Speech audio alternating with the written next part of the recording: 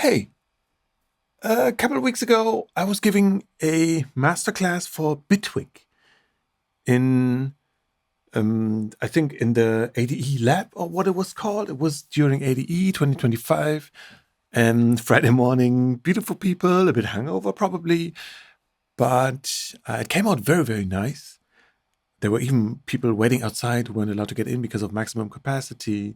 And also afterwards, people really wanted to see what I was doing. And that's why I'm here. That's why you're watching this video. Bitwig and me, we take marketing so dead serious that, of course, we forgot to record it back then. That's why I'm doing it again.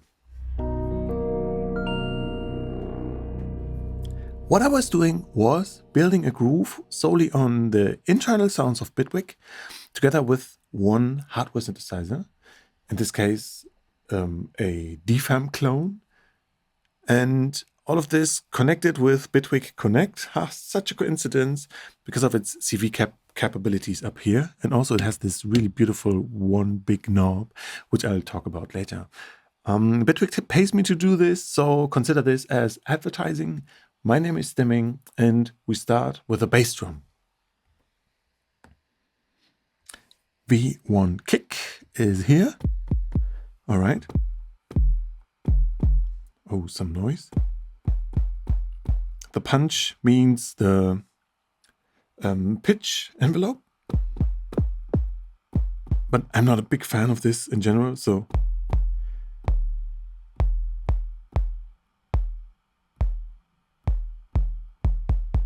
it's a me decision. Let's leave it like that. I'll drop in 1, 2, 3. Oh, wrong. Not that it would make any difference. 3, 4 on C3.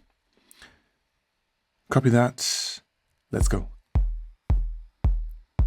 Also, what's happening? Yeah. No loop on. Now loop is on. By the way, you can scroll the play head up here. It's pretty cool. Now, most importantly, the hardware CV instrument is connected out 9 to advanced clock. That means the sequencer will switch to one step further every time it receives a gate or a trigger. And then the audio output from the edge goes into in3 here, over here. So we should already hear something. Yes, we do. And instead of pressing trigger or using a MIDI clock or whatsoever, I will program some gates or some trigger. I think a trigger has a little bit of a different shape than a gate. And this is 1 too long. 1, 2, 3, 4, 5, 6, 7, 8, corresponding to the 8 steps down here. As a trigger is a very, very short signal. The gate is longer. That's why I will take care to shorten the length of each note. And it already should be playing, but no, I forgot to press the play button. Let's go. Oh yeah, that comes out not bad.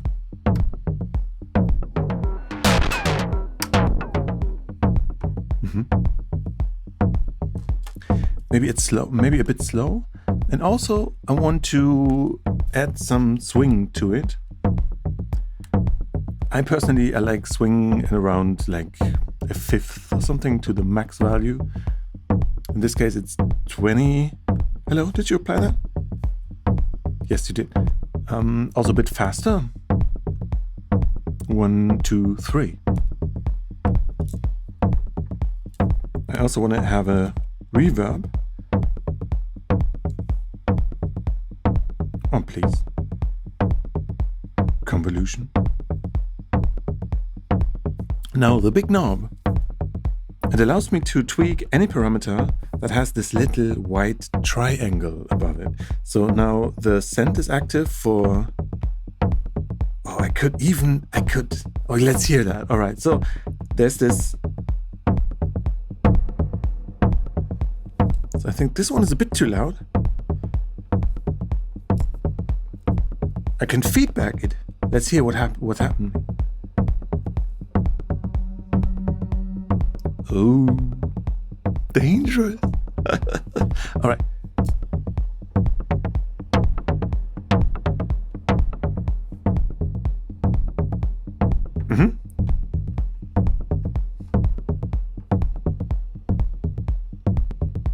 A bit faster, huh? 1, 2, 7. Now I will play around with the sequence, with the analog synthesizer, which is the 2 oscillators, filter, output VCA.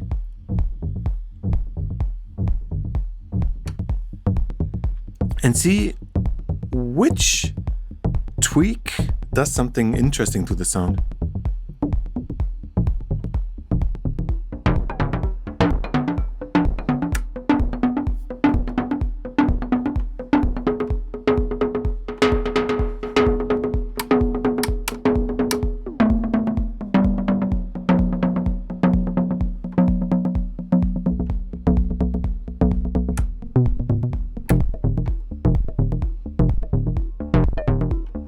Oh, by the way, velocity is connected to VCF decay. It's basically that one, but controlled by velocity. Just to give it a bit more life right from the beginning.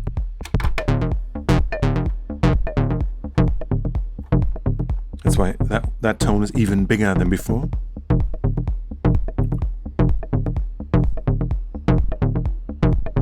And also the bass drum needs a bit more power, I believe. For this, I use the filter plus, switch off the actual filter, but use the heat instead.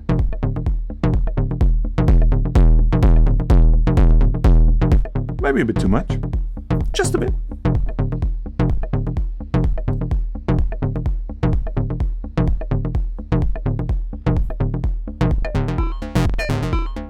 Okay, so cutoff, of course.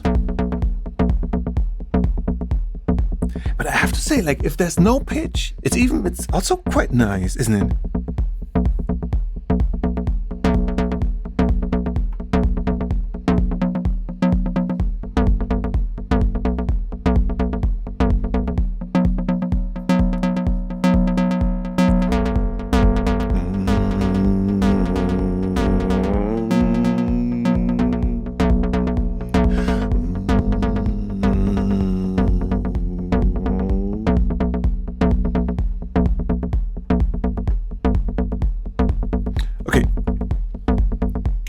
I want to use frequency modulation amount from inside Bitwig. So therefore I use this for CV outs and look for the hardware CV out. I guess I will use output 10 for this. Do I have a cable here? Yes, I have. So connect output 10 to FM amount and close it. So now I will control the frequency modulation amount with this encoder knob, whatever, and also with this one. So let's hear. I scroll to the beginning, and here and here.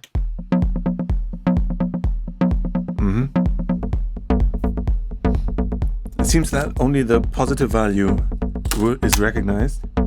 Maybe.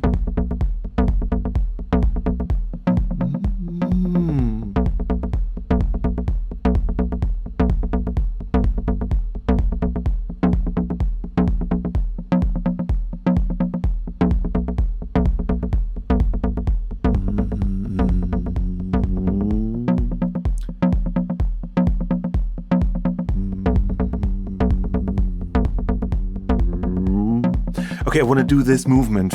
Yes, I will do it. Yes, I will do it. I'm afraid we're making some music here, not just the groove. I will automate it and then use a bass sound next to it. Did I do something wrong here? No? Okay, good. Oh man, this fan is so loud. Actually, I hate computers that have a loud fan, like a cooling fan, fan-in cooling. Really, I hate those. Apart from that, the Surface 8, that's my daily driver. It's pretty cool. It has the touch functionality. My hands feel more natural, and it's very thin. On the road, I really use it. Of course, I don't use it in the studio. I have a stronger computer for that, and it's not really the strength. Seriously, it's the fan. I hate the fan. And I forgot to switch to number 8 here. That's always a bit of a problem, but we're getting there.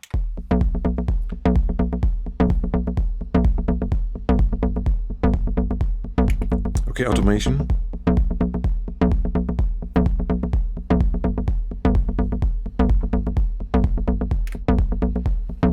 You see, it's automated.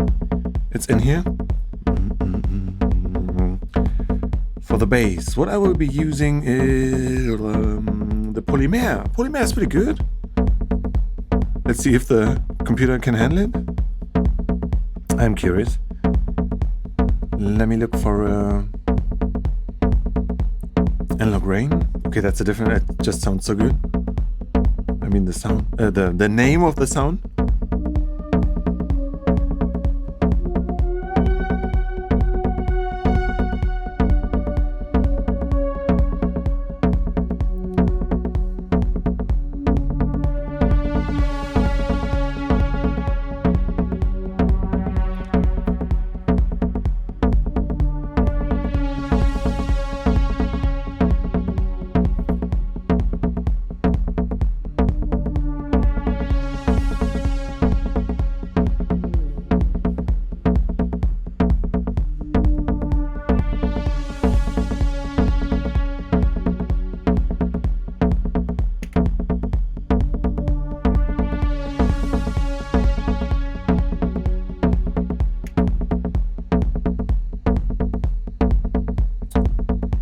Yeah, okay. Do it again. Please.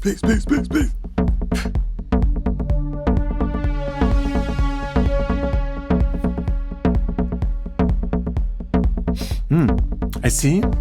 Okay, I need to put this over here. Oh shit, what did I do? Hey. Okay. Because then I can prolong this over here.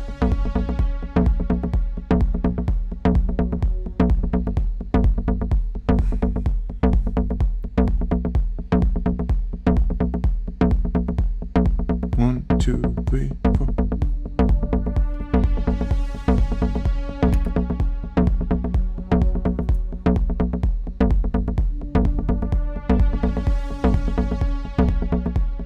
Okay, I'm a bit confused here. Don't be mad at me.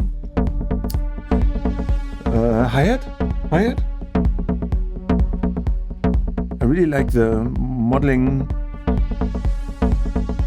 of the 909 and 808 hats, especially the 909 used to be a sample anyhow, so that fits pretty well.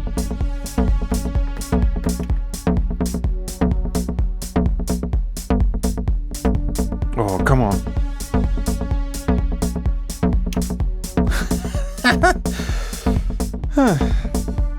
I'm getting old, do I?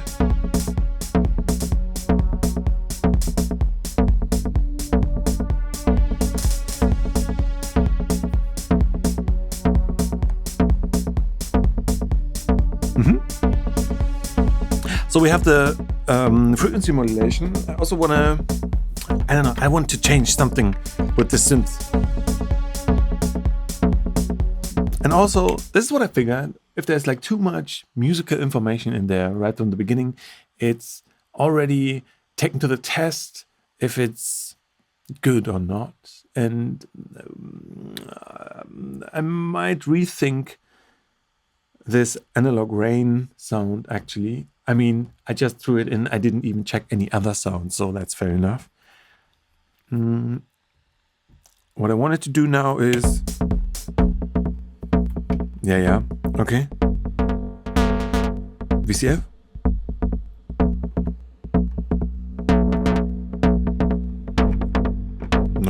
noise level. I'm afraid of changing the frequencies here because then I will lose the beautiful tonality. No. Okay. I want to change the cutoff also from inside Bitwig.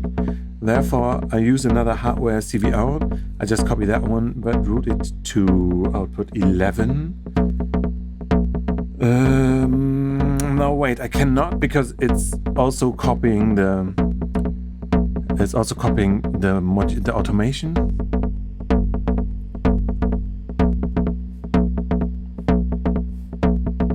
Output 11. So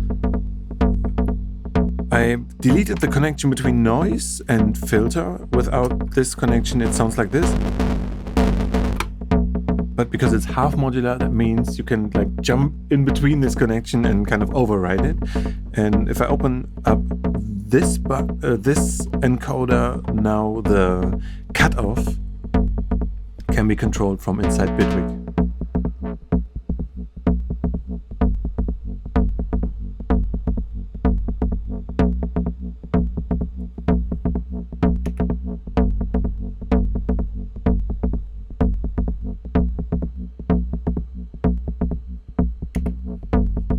Oh wow, I'm running into battery issues.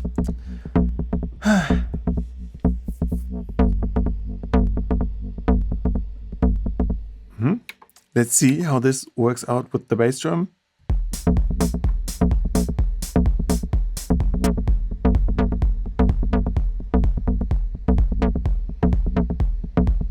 I use a different sound here, really. Can I go into category? Hey, no basses? Can't be true. Synth bass, yes. Bass line.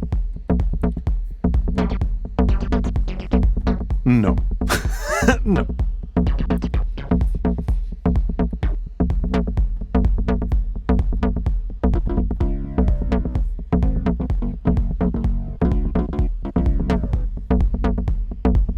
Double bass.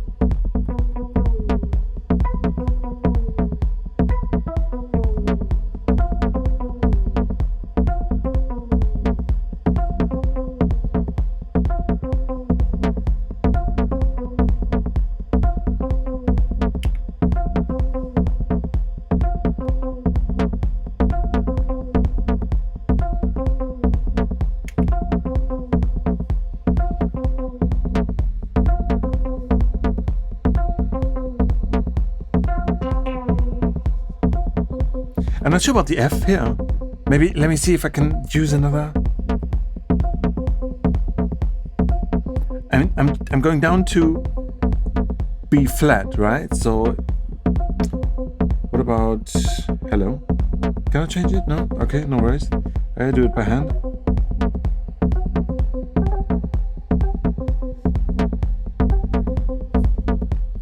Okay. And instead of the hi-hat here, I might be, what happens here? Yeah, I like this one, really.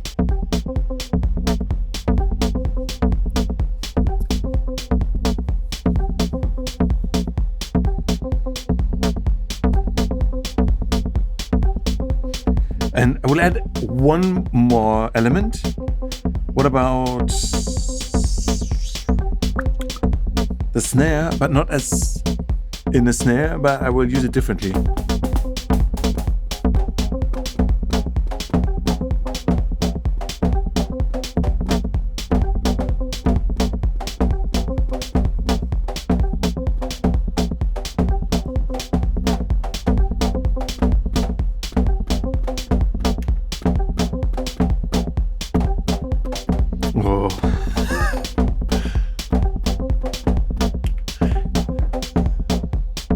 So if you focus well enough, it's totally possible to play something proper without the need to quantize it afterwards. Okay, why did I do that? Because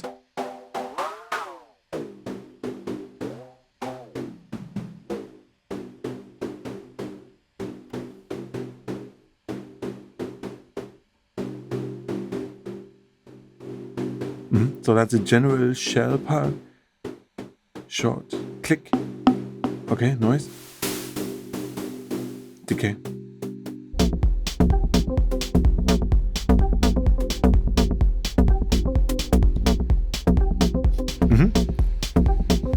All right. So now what we're gonna do now is I will build a macro on top of all these parameters in here. I do this via the project bar up here. And as you can see, it's pretty much the same way of modulating things as if it was, let's say, that one synthesizer, which of course I can change via any of these modulators here. So, macro on project level, I will hardwire this macro to this button, to this knob, so I can, wherever I am, like use this knob from wherever I am, wherever my battery is, this knob can be used. All right, so I open it up, so I hear the effect immediately. The arrow is activated. I lower the bass drum. Ding, ding, ding. Of course.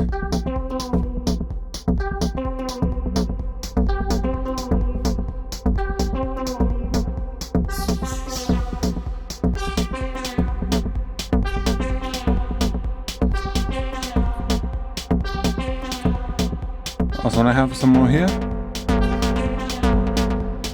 A bit lower. The head needs to be longer. Some reverb in here as well. Tiny bit of reduction. The snare needs to be longer as well.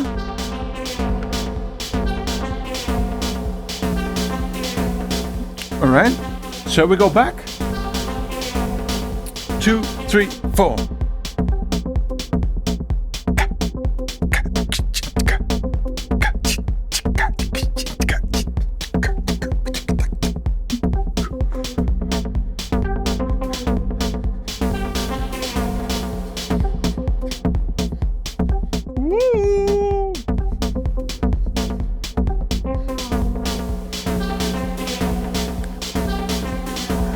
I really need a rim click. I really need a rim click.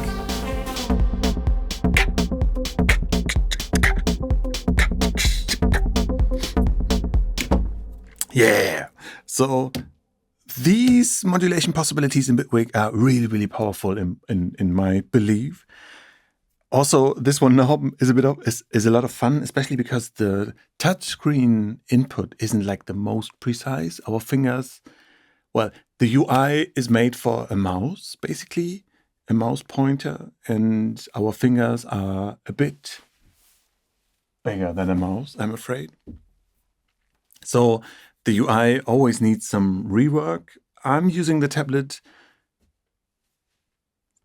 user interface out of all these, and I'm using it also in the studio, and for like 7-8 years now. I'm pretty happy with it, I have to say. Yeah, so that was pretty much what I did at ADE. I hope you enjoyed it. Follow me on my socials and especially listen to my music.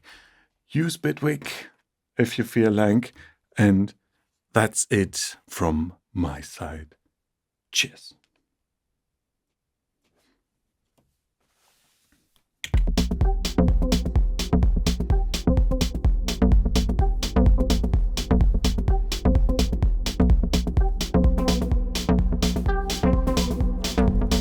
Could also work without the bass drum, so I don't reduce the bass drum. Instead, it's just a variation.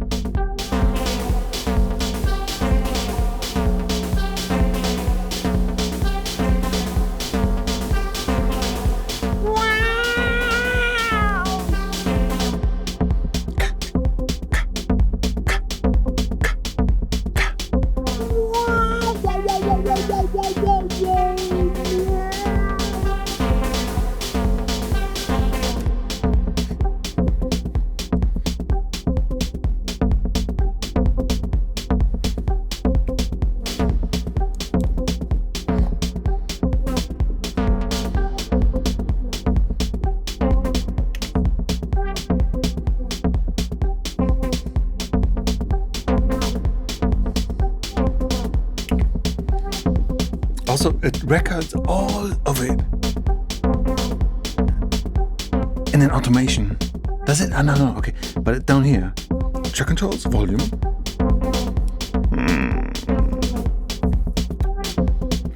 Could I? Wait. No, I'm curious. We have a little bit of battery left. Could I modulate this macro with the step sequencer? Just out of curiosity. No way. What the?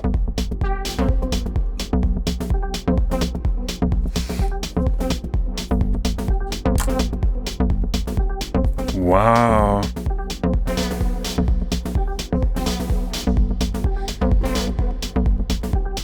Wow, okay.